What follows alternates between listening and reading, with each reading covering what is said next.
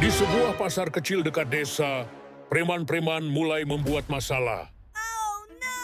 Mereka meminta uang keamanan dari para pedagang kecil dan membuat suasana pasar mencekam. Oh my god. Para pedagang yang sudah tidak tahan mengadukan masalah ini ke Pak Kades. Kabayan, kamu harus bantu.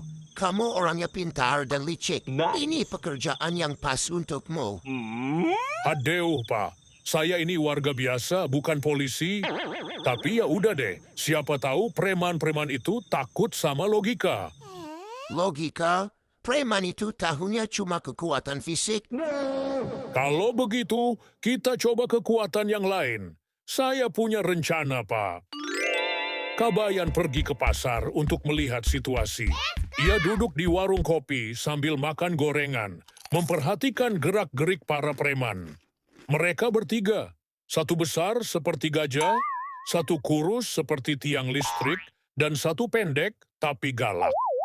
Ini sih trio komedi. Tapi ya tetap berbahaya kalau nggak disiasati.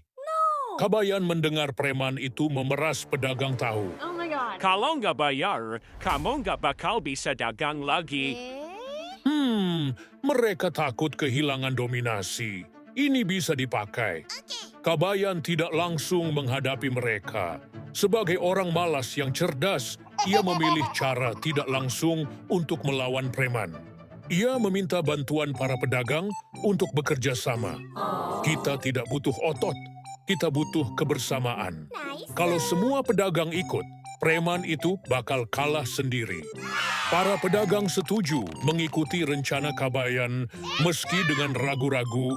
Keesokan harinya, para preman datang ke pasar seperti biasa. Tapi ada yang aneh, semua barang dagangan di pasar ditandai dengan tulisan haram untuk preman. Ini apa maksudnya? Kok semua barang kayak dilarang buat kita? Siapa yang peduli? Kita ambil aja. Tapi, setiap kali mereka mendekati dagangan, pedagang-pedagang langsung menyanyikan lagu dengan nada keras. Preman malu, preman pergi, preman kalah hari ini. Preman-preman itu kebingungan, apalagi melihat semua orang menatap mereka dengan sinis.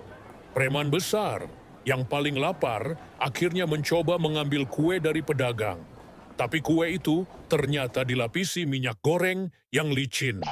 Begitu menyentuhnya, tangannya tergelincir dan kue meluncur ke wajahnya. Aduh, apa-apaan ini? Kabayan muncul dengan senyum lebar. Itu kue licin spesial. Pas banget buat orang yang suka ngambil tanpa izin. Preman besar mencoba mengejar Kabayan. Tapi Kabayan sudah menyiapkan perangkap. Jalur penuh tepung di tengah pasar. Begitu preman besar berlari, ia terpeleset dan jatuh berguling-guling seperti donat raksasa. Kabayan akhirnya berdiri di tengah pasar, menghadapi ketiga preman itu. Kamu pikir kamu bisa melawan kami semua sendirian? Sendirian? Saya nggak pernah sendirian. Lihat tuh, para pedagang yang awalnya takut, sekarang berdiri di belakang Kabayan sambil membawa berbagai alat. Sapu, penggorengan, bahkan wajan raksasa. Kalian bertiga cuma segelintir, tapi kami ini satu pasar. Mau coba? Preman-preman itu mundur perlahan. Kita nggak butuh ini, kita pergi aja. Mereka kabur tanpa berkata apa-apa lagi, dan para pedagang bersorak gembira.